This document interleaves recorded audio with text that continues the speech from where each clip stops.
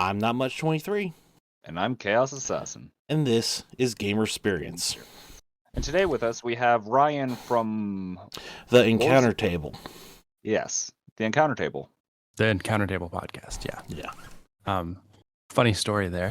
We came up with a name about a year when we initially started recording, and by the time we got to publishing it, there was somebody else who was the Encounter Table. So we had to clip on the Encounter Table podcast to make sure we could, publish it through Apple Music. That's actually kind of cool. I did not realize that. I was going to say I saw the other one, but fortunately I found the right one. I don't really get to listen to podcasts all that much. I've been doing a little bit more often because I'm trying to better our own podcast, and in order to do that, I should probably look at other podcasts. And not much showed me your podcast with your co-host, and it's actually really good. I enjoyed it. I listened to it while I was at work, so it's really good. Really appreciate that. Yeah.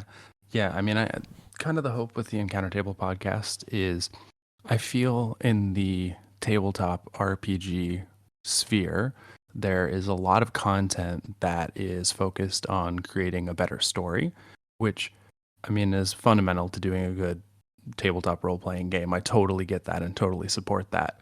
But there's not as much content focused on making a better game, which they're not opposites, but they're two parts of the sort of same coin that, both necessitate some attention, I think. Yeah.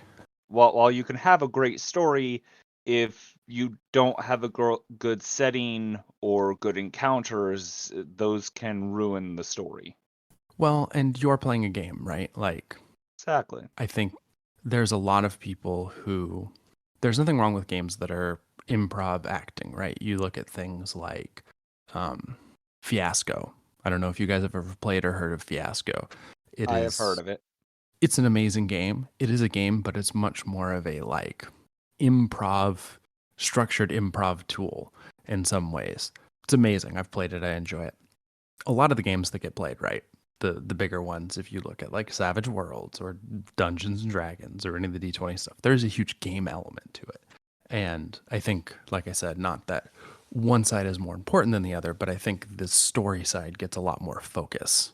So that's where and there were some really cool things like there was by what I believe is called Runehammer Games now, or Runestone Games. Used to be Drunken and Dragons. He had this series called Room Design, where he would go over these different rooms that he had created for his own tabletop RPG game. And that was one of the first times, like, looking at content that was created that I'm like, oh, okay, this is somebody who is like really in tune with, like, not in tune with, but really focused on how do I make a better play experience in addition to a better story. And so that inspired me a lot. And that's where it was actually a long journey to get to a podcast. It started out as a blog, and then that never really took off. And then so we started the podcast, kind of just that emphasis on like, how do you make great encounters and what are the tools to do that? Because I struggled with the same thing as a DM, is like, I'd prep these super cool encounters or things that I thought were super cool, and they just suck or blow by or whatever. So yeah. So that's why we talk about it once every other week and create an encounter for you to use at your table. But I'll stop plugging myself. It's fine. We endorse the fact of, trying to get yourself out, because if you make it big, we would hope that you mention us. If we make it big, gonna help out other people in the community is to, have them tell themselves. I tell people on my streams about some of the guests that we have on our podcast. I need to actually start plugging the podcast a little bit more. But no, I am a little bit jealous the fact that you actually have a reason, a little bit of a backstory behind why you're on podcast. The backstory for Not Much and I are, we were both kind of a little bit on the board side. He'd been listening to a lot of podcasts, said, "Hey, you want to do a podcast?" Like, what's that? He was like, basically like a radio show, only without the radio. It's like, sure, why not? And so here we are. There you go. That's the entire backstory. Just like, yeah, we're bored. Let's try this out. I actually heard a radio ad for Spreaker. That's what prompted me. And I mean, I wanted to do a podcast for a while, but on my own, I just never had enough to talk about. So he found his one friend that won't shut the fuck up. It helps to have people who talk a lot, and like anything, the plan never survives contact with the actual. My initial idea was it'd be like a 15 to 20 minute podcast where we'd discuss something quickly and do an encounter, and I found out very quickly that me and Rolf and Cade can not discuss anything in under a 30-minute to 40-minute window. So It works. Yeah. No, it's all good in the end. Well, you guys each get about 15, 20 minutes. I mean, it works, right? Oh yeah, no, I'm not complaining. I like the way it works, but it's just in exactly what you're saying. Like, oh yeah, this is the plan now. This is what it is now. Well, like our podcast is the gamer experience. Every episode we're supposed to have a topic. Now, whether or not I keep to that, that's all dependent on if my brain decides, oh yeah, let's go, tangent. And of course, I found that I'm better doing all the stuff away from the microphone, like editing, coordinating guests, uploading, right? I believe we mentioned in one of our podcasts, I'm the face of the podcast. You do all the hard labor of it. Yeah. But the difference, though, we both reap the rewards. The little there is at this point, but yeah. Hey, I'm just excited about the people we meet. That's, I think, the biggest thing that I enjoy most with the podcast is meeting new people, hearing other people's experience with gaming. Speaking of, Ryan, one thing we like to ask all of our guests is, what's your gaming background? Yeah, wow. So I've heard you guys ask that before, and I was thinking about it a little before the podcast. So I started playing video games probably when I was between 3 and 5. We had a Nintendo. We had one of the first, those old black and white Macs that were like one of the first or second generation personal computers. And so I think that's when I started, video games and board games, of course. And I didn't actually get into tabletop games until, God, I was in my late 20s. Let me take that back. So mostly I played video games. I did a little bit of Magic in middle school. And I had read about Dungeons and Dragons, and I think I downloaded one of the books at one point. And I actually had a conversation with a good friend of mine in my late 20s. We were hanging out at his place, somebody who I played music with. And he was like, man, I'm really interested in playing Magic again, but like, I'm really interested in not so much interested in making like a competitive deck, but like I really want to dig into like what does it mean to be like a blue wizard man? Like what does that mean? And I was like, okay, dude, we could like I'm down to play Magic again. It's been a minute, but like the game you're talking about is Dungeons and Dragons. Like I've never played it, but that's what you're talking about.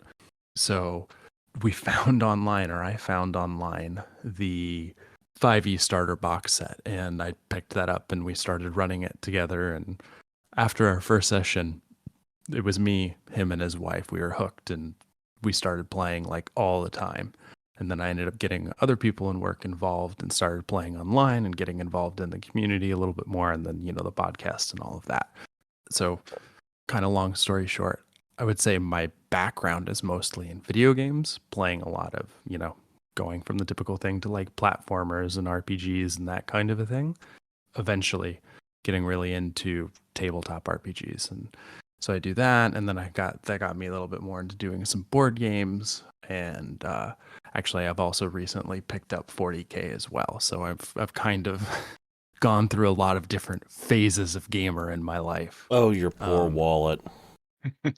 I heard Magic, Yeah. 40K, and D&D, just like, well, if I was into those, my wallet would hurt. I know my wallet hurts just with the Magic aspect. Oh, I did Magic in middle school, and that is a big turn off for me about that game. It's a cool game, but I can't do the keep up with the Joneses with that game. Oh, my thing is I have a couple of decks, and I'm trying to optimize them a little bit more. It wasn't until recently that I started trying to optimize them. I know with one of my decks, I just spent about $150 on like 2 cards total, Yeah. and they took the deck from meh deck to okay. Do not let these cards hit the field. It just ramped the power up greatly. But I'm probably not going to put a whole lot more money into it, as the people I was playing with are getting out of it, so I don't necessarily really need to be putting money into it as much anymore. I still have my decks. I will refuse to get rid of them, but it is one of those that it's become okay, who has the bigger wallet when it comes to sitting down at tables? It's like, do you have a bigger wallet or do I? It's not like when I originally started Yu-Gi-Oh! It's not where, okay, who's the better player? And that's the one thing that I don't like with a lot of the more modern games, as far as the card game aspects, is a lot of it does come down to, okay, who's going to fire this combo off first, or who has the bigger wallet? And that's something that I don't think necessarily is what should be the focus on those games. Have you played any like deck builder board games? I think I have. I don't remember. Trains. Trains? Yeah, then yes. I actually like trains. I would say That's something we should do again. Not much. You should come over at some point if you can, and we should play some trains again. Yeah. so. Two really awesome games that I've played. Both are relatively inexpensive. That kind of, it's not the same as like building your deck and getting to play something like Magic, but they scratch a bit of that itch. Are Star Realms, which is a 2-player game, takes like 30 minutes, and I want to say it's like 15 to 20 bucks. And it is a deck building game, but you build the deck as you play. And Dominion is another one. They're both really good if you like deck building and you want a game that is fairly level playing field for everyone. It is about who can make the best deck, and it gets a little bit of that card game itch scratch, you know? Not saying it's the same as something like Magic or anything like that, but it is a cool genre of game that I didn't know existed until a couple of years ago, and would recommend if you like the card games.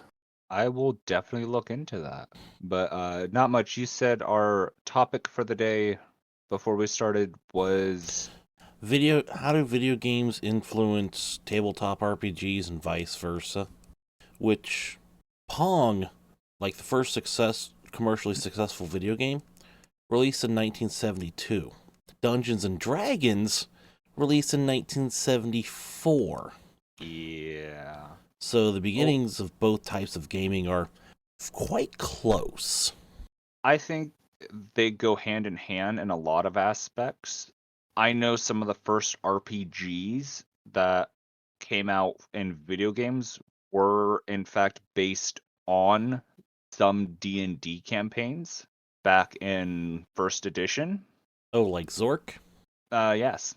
But that's a little beyond my scope as far as the age, but there's a lot of the games now that I can see and how they change things. But if we're doing that, we can't just look at how video games affect and board games affect each other, but because of today's age, they're now both affecting what we watch as well, like television shows, anime, movies. The D&D movie, I don't know if it's come out yet, but look at that. But that's an interesting topic as far as should we start with how video games affect board, or should we affect board to video games first? I mean, I think it's easy to start with the fact that I think some of the early role-playing video games were very, very influenced, or directly taken concepts from games like D&D, and even further along. I mean, while the first time that I actually played a tabletop role-playing game was when I was in my late 20s. The first time I actually had interactions with like clearly defined tabletop role-playing game rules was KOTOR, Knights of the Old Republic. I remember reading that manual and being like, yeah, when you do this, you're going to hit a DC 13 check and you'll roll and you'll add this, and this is how the game is working. And there are a lot of games, if you look, that borrowed from those structures. Especially a lot of the MMO RPGs specifically. Yeah. This was the original, the BioWare one that was the single player. But yeah, Oh. MMO RPGs definitely borrow some of the structure from it. And I think there were a lot of, I think if you look at like Final Fantasy and you look at, Yeah.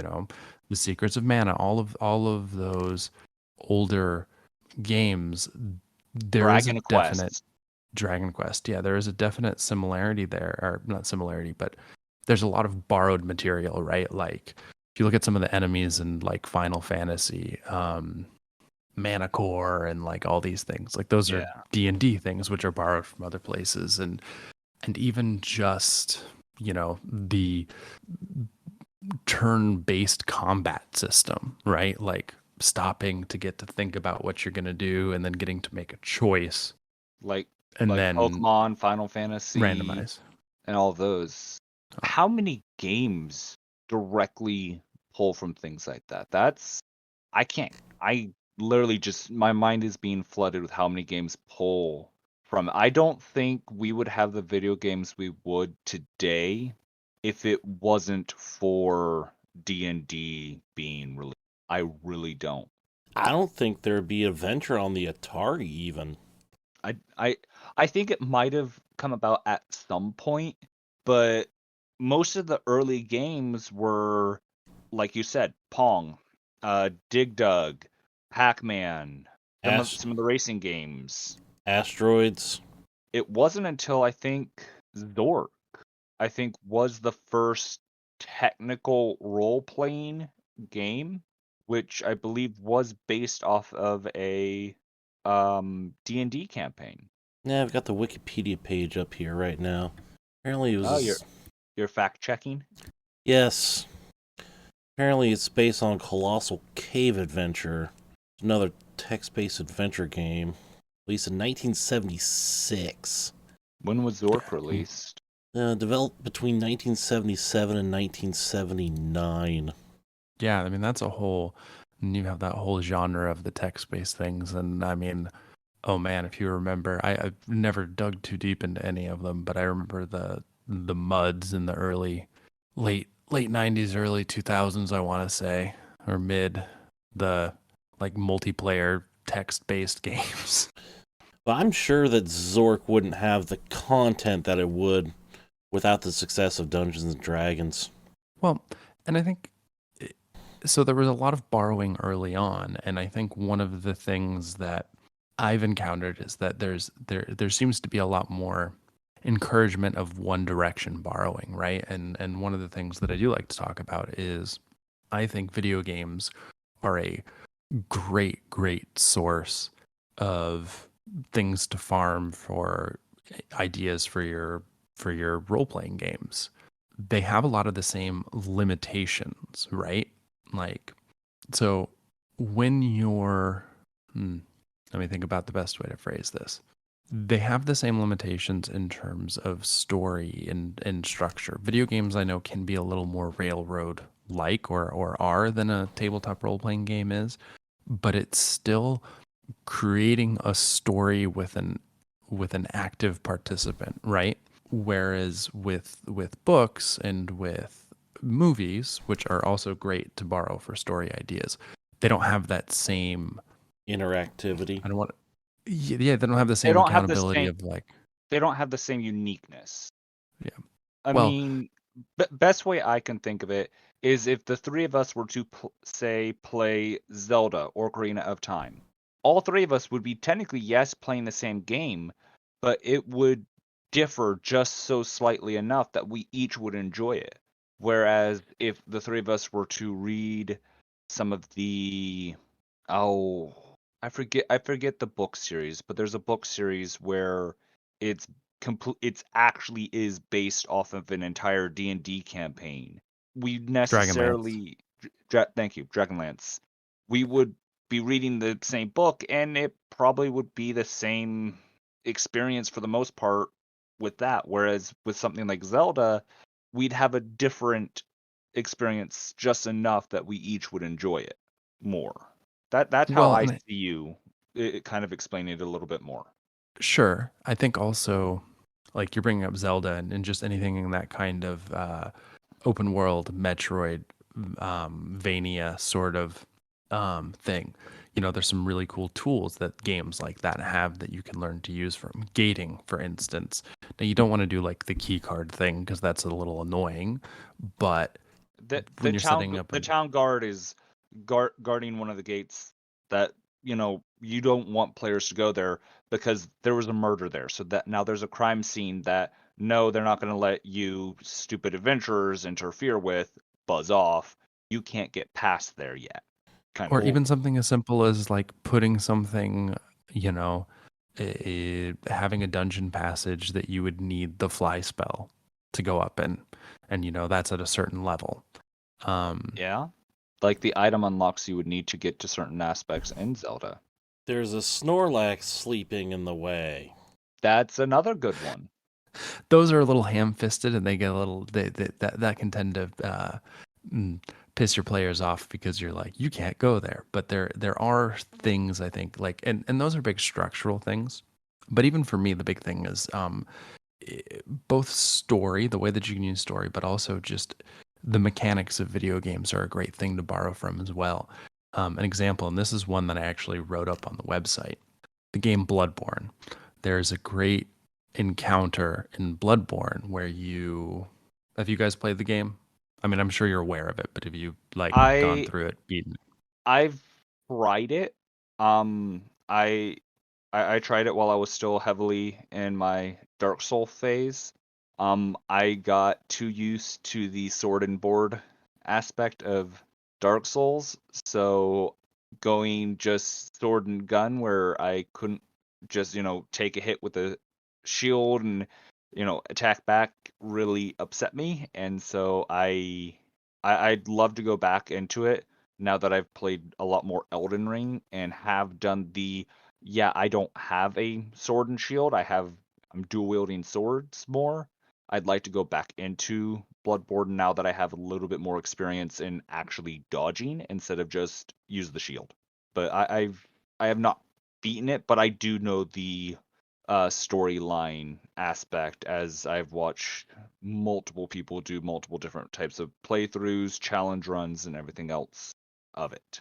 Just didn't want to wreck anything in the case that you were eminently experiencing it. There's a cool sort of side encounter there where you go into a cave and basically the boss fight it's just a spawn thing, right? It's like you have the boss spawns some enemies, you have to defeat the enemies, and then the boss appears and you fight. Then it's, I think, 3 different witches that you have to fight, and like they'll appear for a second, right? You gotta hit them, and you gotta fairly standard video game stuff, right?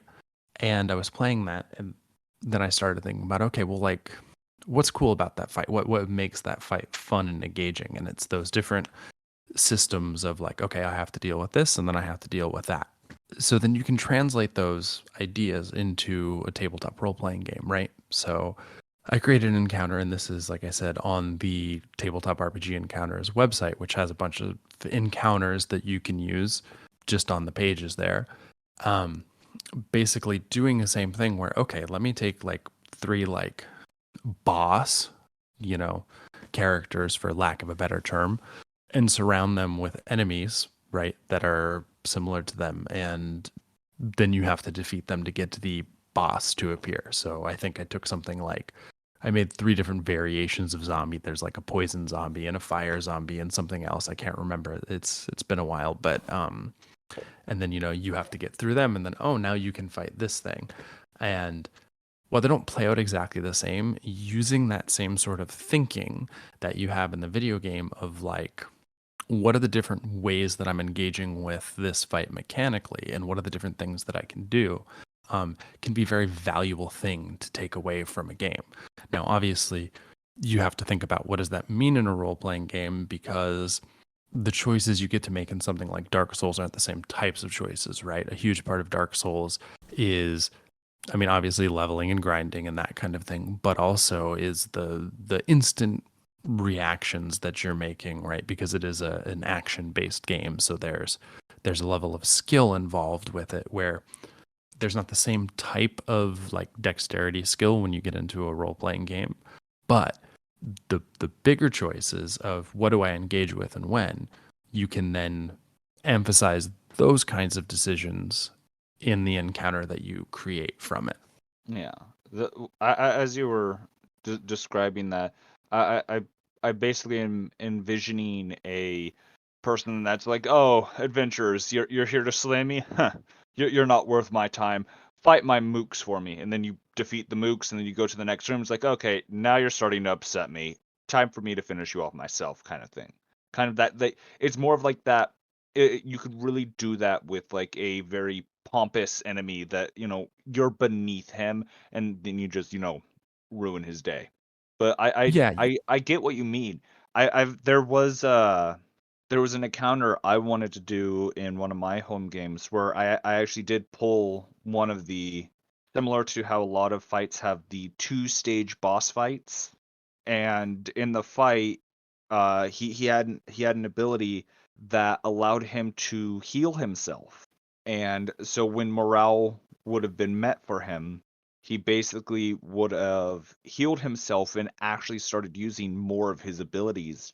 And I basically figured out a way in Pathfinder on how to make kind of a 2-stage boss fight. But sadly, my game ended before I could ever throw that enemy out. But it's one of those of it was like a sword and board, and then okay, you've upset him. He's healed himself. He's gonna rage because he's actually a really strong barbarian, and he's getting out his big weapon to actually mop the floor with you. One of my characters actually does something similar. I have a character that he mainly uses a longsword as it's a one-handed weapon, but he carries a coffin on his back. And anytime, okay, he actually needs to get serious because this thing is hit, the creature or whatever we're fighting does hit like a freight train. Well, he's gonna return the favor, as we figured out the action economy. It is a 4-round action for him to basically shift back out of threat range, because doing the action, it does provoke. He sets the coffin down, opens it up, and grabs his actual weapon that he carries in the coffin. And I kind of make it as like, okay, you're actually annoying him. He's gonna get his real weapon out now. My to hit is worse with that, but the damage difference is, if I were to crit with that weapon, my maximum damage, and this is a level 1 character, by the way. My maximum damage output with that weapon on a critical hit is like 100 something damage. Holy shit. It's a that's the signs. well, it's also because he's raging as well, because he is a barbarian. But he rolls 2d8 plus 10 with it, because it's also a large weapon with a ×4 critical. So That's any very anime. I like it. yeah. Well, have you seen the anime Bleach? I've seen part of it. I don't think I ever watched the whole thing, but There yeah.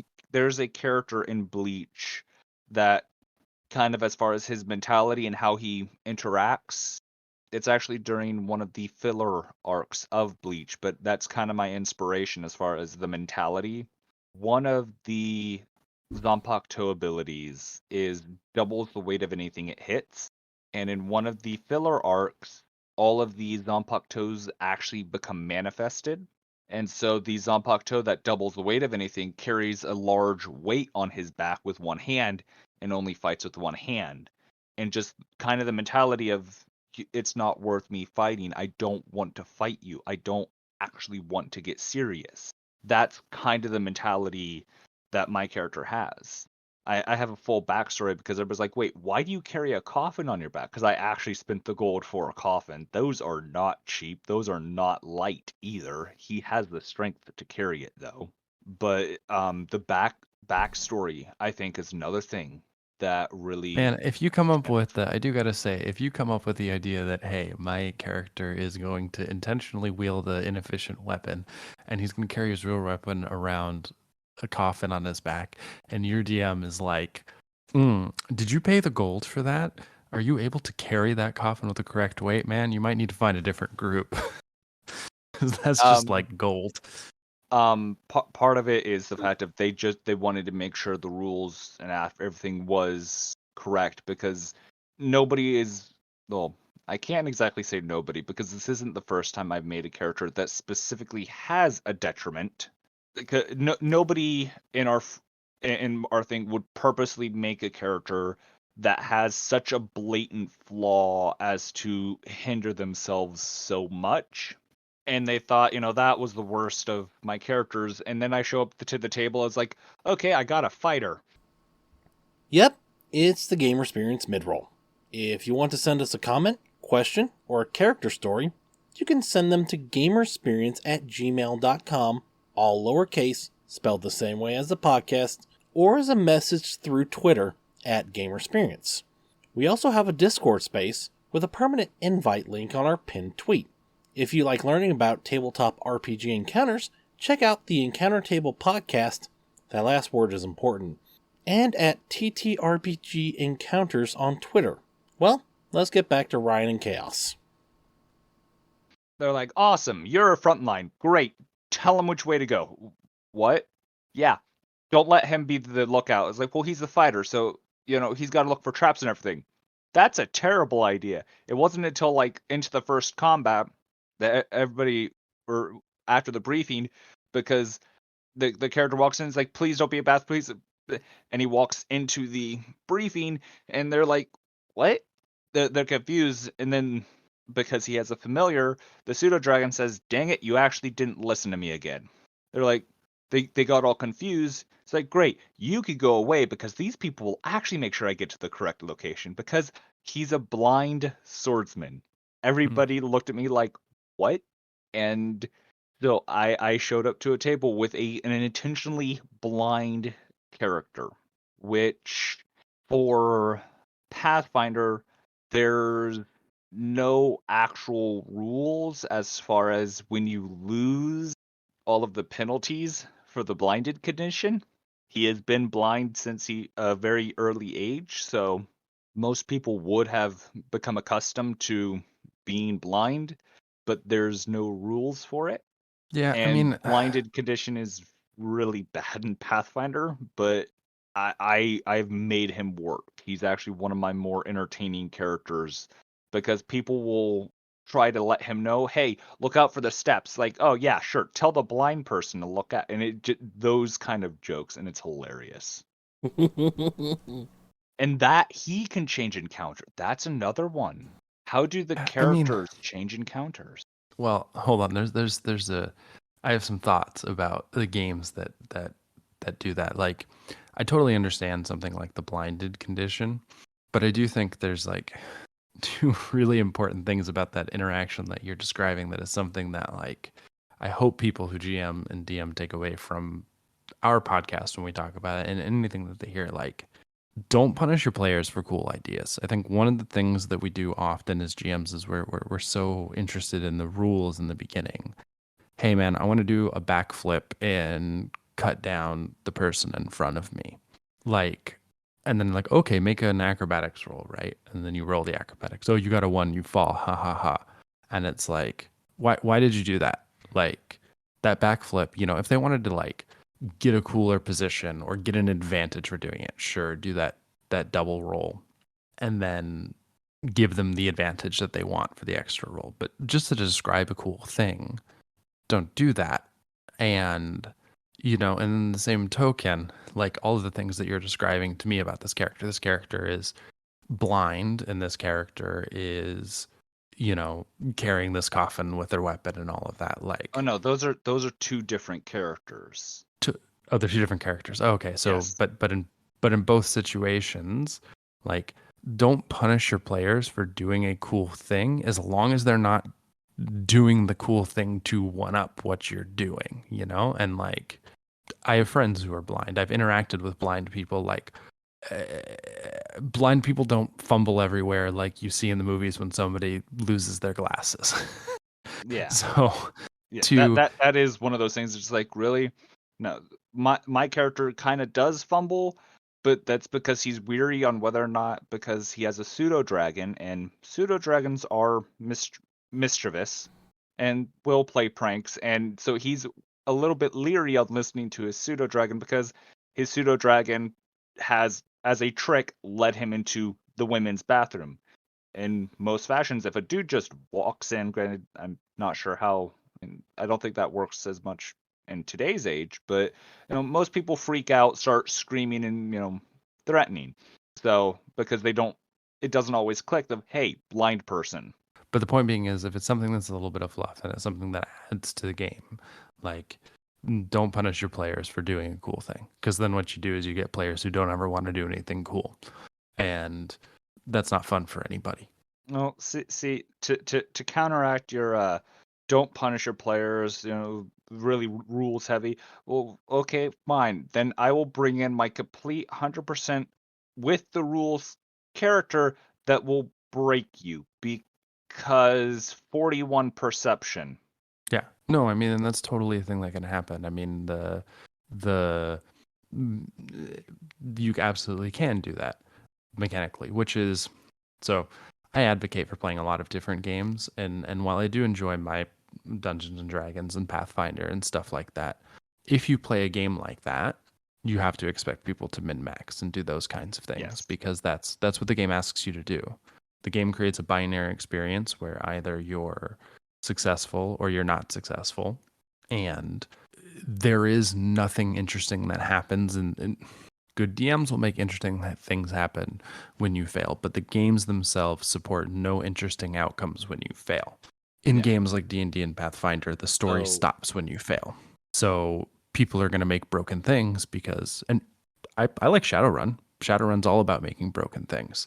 I believe a friend of mine wanted me to join them in a Shadowrun thing, but sadly they couldn't get enough people or something. I don't remember. It's been a few years. I did one Shadowrun campaign. I'm glad I did it. I don't know if I'll do it again anytime soon, but it's all about making broken things. It's about finding the most broken because your character has to be broken to participate.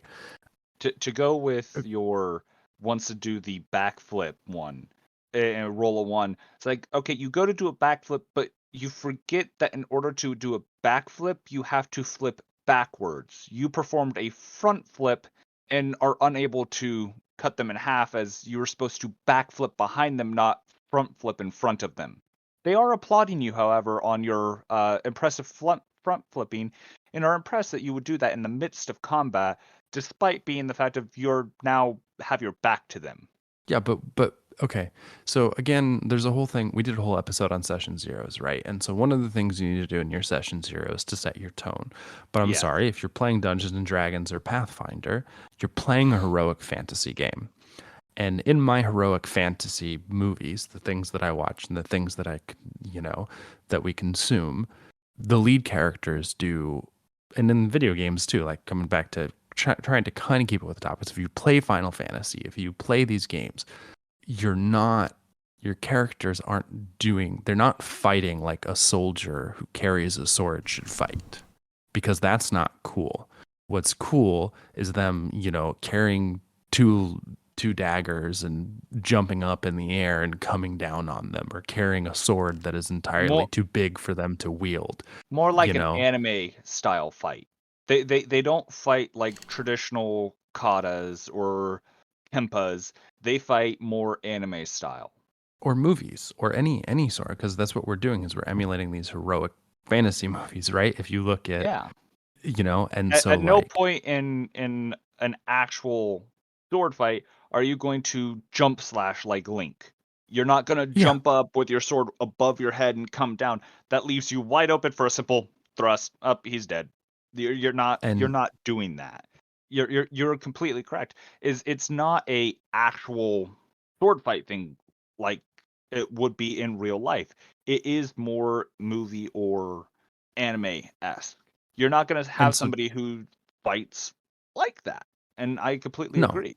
And so don't punish people unless, again, they're trying to, there's something to be said for, okay, I want to do a flip so that I get advantage or a +4 on this roll over them. Okay, yeah. Then you roll. But if you're just like, man, I want to jump into the air, I'm going to jump off the wall and I'm going to strike down, okay, it's an attack roll. And I'm guilty of this too, because again, you read the manual and it encourages you to play this way.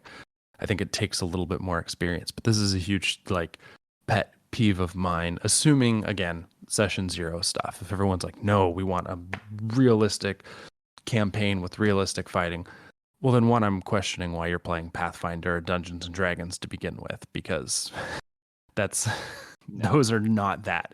My And my two, my looking at it is, as far as the okay, I want to jump off the wall and strike him. It's like, okay, I want that check to be more of, okay, how well do you do it? Do you actually run halfway up the wall and look like an absolute badass, or do you barely get a foot off the ground and kind of kick off the wall? It's more of a you'll still be able to strike them, but how much of a badass are you actually being but with it? why is that an interesting question? Like when you roll dice at a table, it's because you're not sure of the outcome of something, and failure and success. And again, I'm guilty of not doing this the whole time, but I will absolutely say the reason you should roll dice is because there is a possibility of failure, and there's something interesting or changes about the situation that happens because you fail, Who right? says the dice The have to dictate success or failure in that kind of method? If you are at let's look at it as similar to real life. If you're trying to be stealthy, you think you're stealthy. But if you're walking around thinking you're in like stealthy like in Skyrim and you're walking down the middle of the aisles in Walmart crouched down like you would in Skyrim, people are going to look at you like you're not stealthy, but in your mind you could think you're stealthy. It's more of the way I see it for that is not necessarily to dictate failure or success, but more of how well are you necessarily doing it? Because you could still do it, but how well are you doing it? If you think, So I oh didn't yeah, say I'm looking success or around. failure. I said, what is the interesting question that's being asked there? Is that an interesting thing to do? Like, and maybe it is. Maybe your group just enjoys laughing at each other rolling ones. But I kind of, one of the things, one of the mentalities that's changed as I've played over the years is, what question am I asking the dice right now? Could be degrees of success. I totally agree with you. Rolling the dice does not necessarily mean do you succeed or do you fail. You could totally have a degree situation where a 1 means it was like kind of successful and it took you a long time, and a 20 means you did it instantaneously. But even if that's the case, ask yourself, why is it that you're rolling the dice in the first place? How does the difference between a 1 and a 20 affect the state of the game or the state of the narrative in a way that is interesting, if you know what I mean? So like it's like the locked door situation. This is one that comes up on our podcast a lot. And this is a thing that I think all new DMs do. I am 100% guilty of this. Is you come into, okay, you guys go into a room. There's a locked door. Okay, do we see a window? Well, no, there's no window. Okay, we got to go through this locked door, right? Yep. Okay, I'm gonna pick the lock. Well, I rolled a 1. Okay. So what do we do? Well, let me pick the lock. Okay, I rolled a 5, and then you go around the circle until everybody rolls the number that you're looking for. And it's like, why did you do that? What given enough time, because you've given them infinite time. I'm not saying there aren't ways to make that interesting, right? Like there are ways to make a locked door interesting. So I'm not saying don't use locked doors. And But I get what you're saying. yeah. At that point, it kind of becomes more metagaming in the game. Thing is, for how I would do that, if I actually wanted to make those a little more interesting, I'd say, well, why are you not letting the rogue do it? Well, the rogue failed. Well, how do you know? He's still picking the lock, isn't he? He just hasn't gotten it yet. It's one of the things that Well, you technically, part of the reason we do some of the things that we have to is we do the society aspect of Pathfinder. So we are kind of on a time crunch with some of those aspects, but you're completely right. If everybody's just trying their thing at picking a lock, just like, okay, picking a lock actually could take some time. I mean, if you're well, good and at it, you can pop it no problem. But if it's a complicated lock, you could be there for a few minutes. But I get what you're saying. Is Well, and that's the way why that you roll make it? it interesting, right? If you're going to put people in a situation where if it's a thing your characters could do given enough time, there's no reason to roll, right? Yeah, Like, that's I think, one of the rules in Pathfinder is you can take 10 or you can take 20. Yeah. There is a mechanic for that, at least in Pathfinder, where okay, you take 10, you add 10 to whatever you did because you take your time to do it. You could take 20, Yeah. but that's like 20 or 30 minutes that you have to sit there Mhm. and actually play with the lock. So at that point, then yeah, you could definitely pick that lock And most of the time. it's great that it's codified there, but like I would say that most players and most games that I've interacted with, those things aren't codified. And Yeah. the thing that you have to ask yourself as a DM is, why does this role, why does this situation matter? And again, you can make a locked door interesting. If you take that same situation and they're getting chased, now all of a sudden every one of those roles matters because I'm trying to pick the lock. Like, well, something is getting closer to you, you know. Yeah. Um, Pathfinder or actually has a set of chase rules as well, yeah, which yeah, I think more tabletops, because I don't think there's a lot of tabletops that actually have chase rules, and I think that's something that would be cool because that is something that you don't necessarily see a lot of in games. I'm sorry, you're caught pickpocketing a town. Are you gonna sit there and fight, or are you gonna run away? Because then the town guard has to follow you, and you don't just automatically get away. There's gonna yeah. be people in your way. There's gonna be guards that show up that you're not gonna just stand there and fight them. You're gonna have to try to bob and weave and dodge them or something. I think that's something Well, that does lack, and I think that's something that a lot of GMs and DMs kind of don't necessarily use with their players, because that itself can change how the scenario plays out and is perceived. there's a really cool game called Blades in the Dark.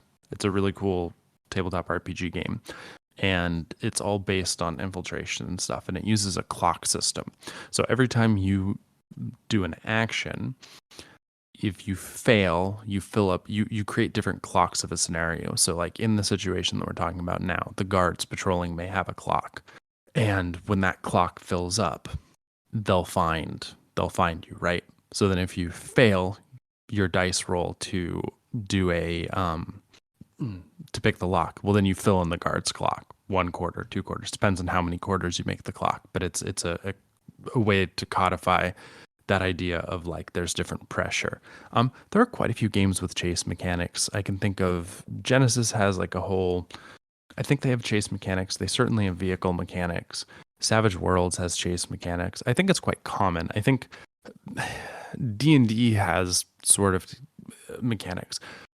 One big limitation I feel of the D20 systems is that binary success failure, which makes things like chases and stuff like that a lot harder, because what's interesting about a chase is incidental things that happen, and there's really not a lot of room in those games for that. It's kind of like you succeed at running away or you don't. But that being said, and again, that's where you can go back and you can, like we were talking about, drawing from video games. There are some cool things, right? You can look at chase mechanics from video games. I'm trying to remember some good chase mechanics, and I'm thinking of like, Assassin's Creed. yeah, us. Um, I go back further than that. Prince of Persia, the Oh second one. yeah. Um, I was never allowed to play the Prince of Persia series, but I've watched gameplay of it.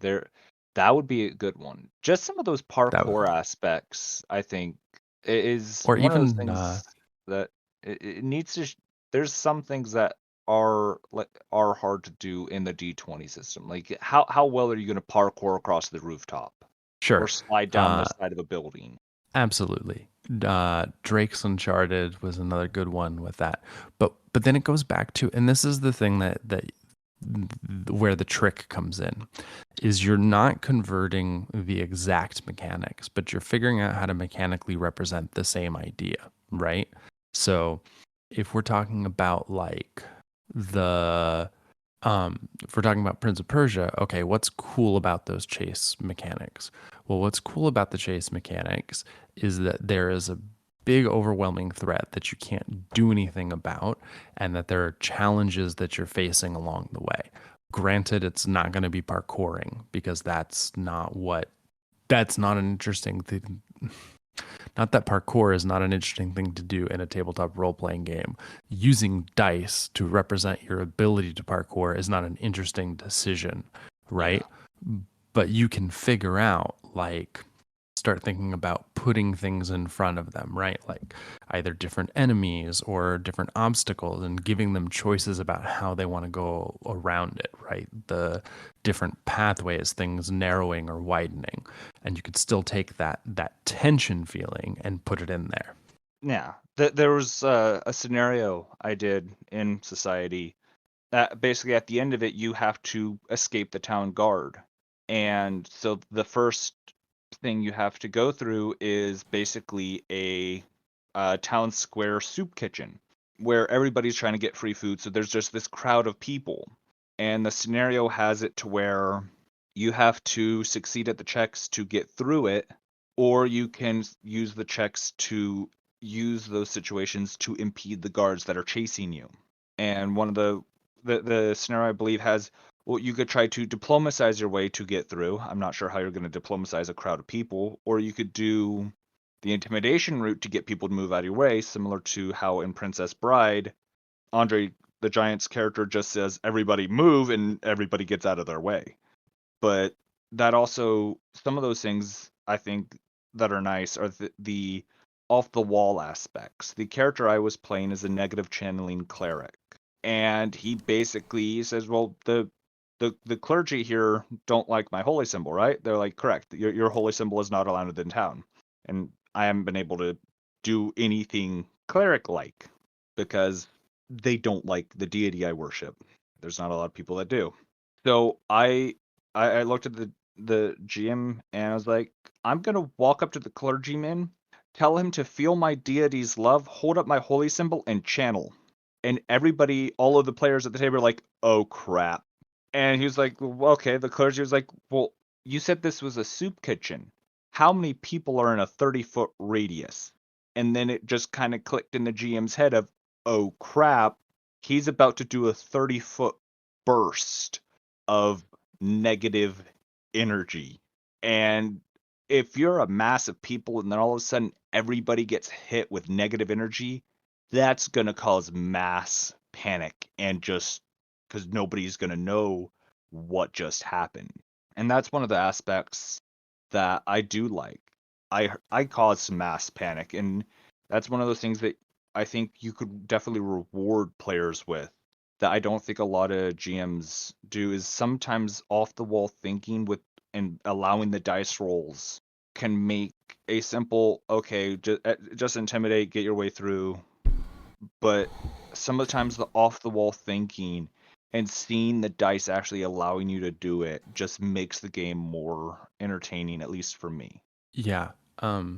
So I think one of the things to think about where your idea of the way that a video game should go, and I was definitely guilty of this at some point too, is something that you have to let go when you run a game, right? Like it's not uncommon in a video game to have a boss battle where you lose, or to have like two different sides, two different outcomes that are the same. So if you played the game Infamous, that's the one that's jumping in my mind right now. The electricity superhero. I didn't have a Xbox to play that. So one of the things, I think it was PlayStation, PS3. One of the things about that game was you would do things like, it was a whole good or evil side, and you'd do something like, oh, are you going to go up the building to rescue the doctors, or are you going to go up the buildings to rescue your girlfriend, right? If you went up the building to rescue the doctors, you were a good guy because you were, helping people out. But if you went up the building to rescue your girlfriend, actually the bad guy had switched them and it was the doctors, type of thing. So I think one of the things that you have to be careful with when running a tabletop game and coming from video games, and as somebody who came from video games, is exactly what you're describing, is that like players do unexpected things, which means you have to adjunct what they're doing and figure out what that means for your story moving forward, and that you are no longer doing the thing that you were doing before. And you don't want it to just be that, you don't want to get stuck in that binary, oh, either you intimidate or you share, and being aware that that's how things will move forward in the game. There's gonna be a monkey wrench thrown into it. And that's something Always. that I really do like with a lot of the tabletops. Best monkey wrench I could think of is the town guard was trying to get through the door as you were helping people escape, and somebody was just like, "Well, they're looking through the holes they made in the door, trying to break through, right?" Oh yeah, I'm gonna squeeze lemon juice in their eyes. Huh? What? Yeah, the character was looking because they were in like a mom and pop shop, and there was citrus, that there was lemons and limes. So he cut them open and used lemon juice to spray lemon juice and stuff in the eyes of the guard to try to help buy time so they could escape out the back door. And that's one of those things that just like, who would think of that other than just some randomness in tabletop? That's like one of those of having to ad lib just quick on the fly. That's one of the best examples I have of. Well, I mean, that's the experience you're going for, right? Like you're creating a shared story, and I think that's an important thing to remember. It is a game, and I am a big. We need to play the game. We need to play the game. Like I think, not we need to play the game, but like let's think about the game so that the game is still fun. Yeah. But at the same time, you're creating a shared narrative, and you're creating a shared space, and you have four different perspectives, and they're going to approach the problem in four different ways. But if you're playing with a group of four, you can have more or less, and Your that's a lot of the job fun. Your job as a DM or a GM is you are telling the story, and the story is kind of like one of those make your own adventure books. And your I would players go. choose to do what they would want to do necessarily that still maybe follows a storyline. You're creating a situation, right? I mean, there's a lot more that goes into the back end of it, right? It comes back to your session zero. But I would say at most tables that I've experienced, you are trying to tell a story together that has a direction. I'm in the process of working on an RPG to play with my co-host that is not really about a concrete story, but that's an intentional departure. In most RPGs, you are creating a shared narrative together and a story that you want to lead somewhere. And that's why you have a session zero. That's why you have those discussions and you have those expectations together. But that also means as a GM that it is a shared story on both sides. So I'm a big advocate for remembering that as a GM or DM, you are a player. And on the other hand, everybody is a player, right? So if you want to tell a story, write a book. And that's fine. There's nothing wrong with having a grand story in your head. Write a book. Don't make your players play through the story that you want to tell. Create the situations and the arc of the story and the things that the villains are doing, and then follow your players along that path. I know that gets harder with things like Pathfinder Society because they're supposed to be organized play that you can jump from table to table. Yeah. But and while I respect those efforts, I think it's a great thing to have. I think it really shies away from like the strong The creativity of the which is game. this which is why you want to play those, like, because I mean, in a lot of respects, if it were just about the game, video games would be so much better RPGs than tabletop role playing games. You wouldn't have to do any of the math. You'd be able to do things much quicker, right? Look at the fight time of a Final Fantasy fight versus the fight time of your average D&D or Pathfinder battle. The other thing with that is that the fight times are in D&D and Pathfinder can be a little on the short side if it's low level, but like if you're level 11, which I've been in a fight where the first combat itself took almost an hour to do. Yeah. Like that, and altogether the fight itself was only like 11 rounds, and one round is 6 seconds. Yeah, so it was a minute and just over a minute. Little over a minute, yet in real time it took us almost an hour to do. Yeah, But so that and there are is one ways of to those cut things down with on that. yeah. But the thing, the point being that if it were only about the rules of the game and it weren't about the freeform exploration, a computer game would be objectively better. It just would. Computer is better at numbers, moves things quicker, makes it easier to I don't select things. necessarily agree with that, because at that point I'll break it down as far as the fact of when you are playing a video game, you are basically playing the story of That's who my point. developed it. But if you really want just true random role play, I think tabletop would be better than That's the literally my RPG point. My board. point was that if it were just about the number crunching and it were just about the combat and the rules Video of games. the roles, then a video game would be better. So the Okay. free form is what's interesting. That's why you do it. That's why you have a human, you know, making those decisions rather than a computer, because it can account for those wild possibilities that you're not going to have, that you're not going to be able to do. Like And throw there's the lemons social and aspect, but like throw lemons exactly, in guards' faces. exactly. And so I think that that's one of the things, and I think that's true on the story level as well. So that's one of those things that you want to be really aware of as you run it. And again, I know there's a limitation of you're talking about Pathfinder Society, which I get why they do that, but it does limit that aspect of it because you can't just follow whatever interesting things the players decide they want to follow. Because I tell you, that's what happens with every one of my campaigns. I have a rough idea and then they go in a particular direction, and I'm like, well, I guess that's what we're doing now. I know with And society it's a lot more oriented like that, but a lot of like the Pathfinder adventure paths, it it really is more of a path that as far as like okay, yeah, this is the setting, this is kind of what y'all are going to be doing, and so y'all are kind of in in that path. But that part of why we do more of the adventure paths is there's very few GMs, at least in our friend group, that could do a true 100% homebrew, which I think that's the big aspect. Is I believe a lot more of your things are more true homebrew aspects, more so yeah. than what we're I think used to. homebrew gets put on a pedestal a little bit as being something that's a lot harder than it actually is. Like, It you don't, takes a lot more creativity. I mean, maybe, Well, but it's a skill. Improv is a skill like anything else that you can develop.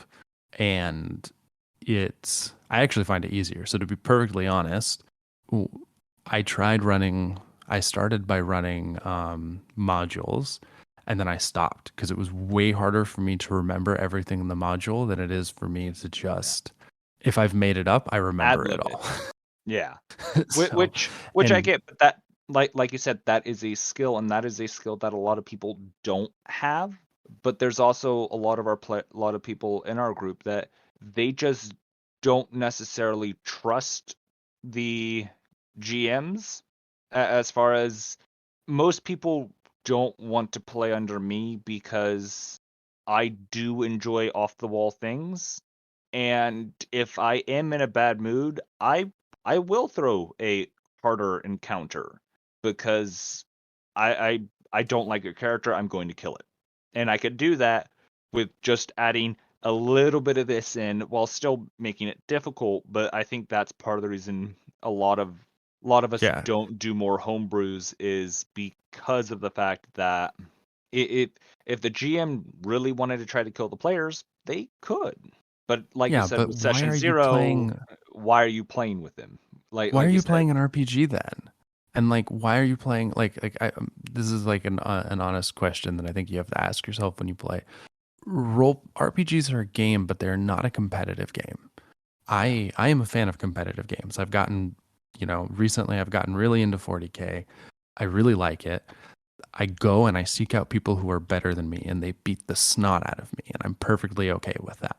But that's not what an RPG like. Unfortunately, there is a mentality, I guess, with some DMs. I don't think I've played any DMs who've done this, but I've certainly read all of the horror stories of like wanting to beat your players and like yeah. And what's the fun we in that? What it, why as a I don't DM would you find fun I don't in beating your players? You know what I mean? Like, and that I'm not saying you particularly, but yeah, just no. because you have all the power. Like, there's no challenge there. There's Yeah. no it's not a challenge to defeat your players. You know, That in an particular combat that you thought of that was balanced and fair, yes, you should play tactically and try to kill the players, but you should start from a place of fairness. I'm yeah. not saying, be easy and never kill a player, but also Yeah, I can just decide That there's a dragon and you're all dead. that's What? that like you said, it's a mentality. There are a few of the DMs that I or GMs that I could think of that they kind of do have.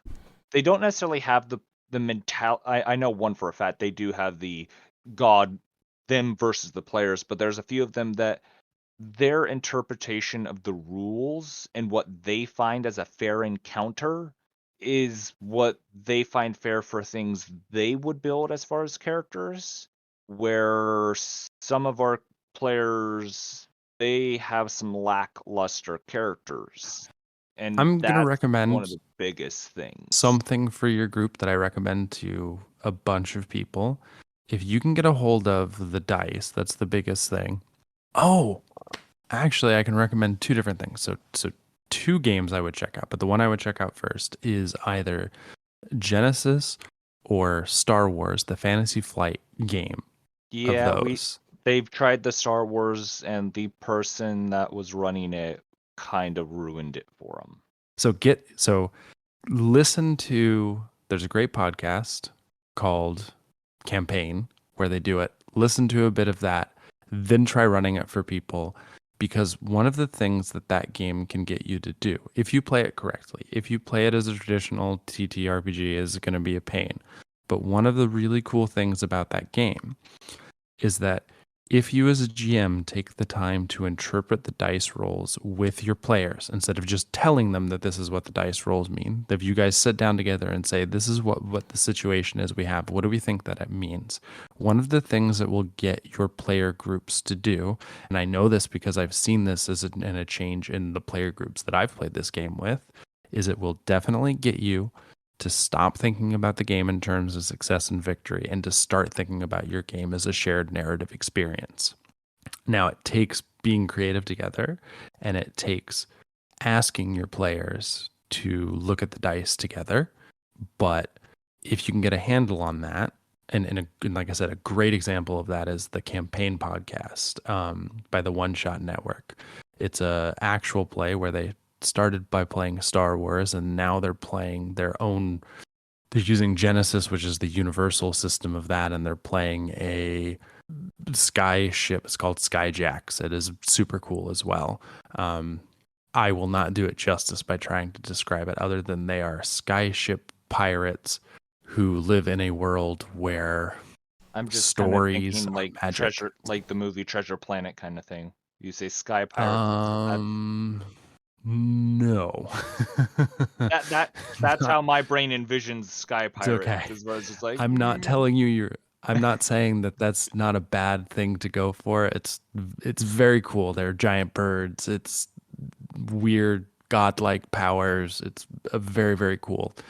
Well, now The that you the mentioned the that, I'm thinking BioShock, like a mix between Treasure Planet and the third installment of the BioShock.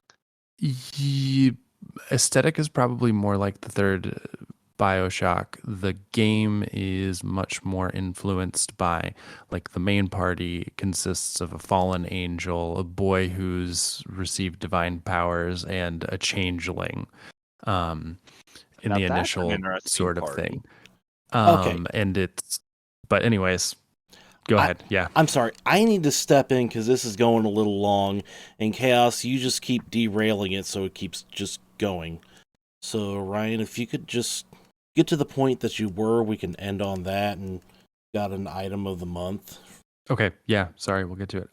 So the point is, find ways to make your story with that group of players. My suggestion would be find ways to make the focus of your game the story and not the success or failure. So look at the story more so than the success and fail. Yeah. Add And you'll more get role better play to results. the tabletop aspect, basically. Yeah. And that's a great note to end on. Our item of the month from Lawful Goodwill is a sword pin. The phrase on guard will manifest a floating sword that will give disadvantage to any melee attacks against you for d6 rounds. You have a 1% chance of developing a new favorite enemy each time you use the item. And of course, you can go ahead and look for that at your local Lawful Goodwill. And with that, I'm Not Much 23. And I'm Chaos Assassin. And thank you, Ryan, for coming on and talking a lot about encounters and video games, pulling from video games and stuff, and whatever tangents we went on. Thank you for having me. And we invite you to have your own gamer experience.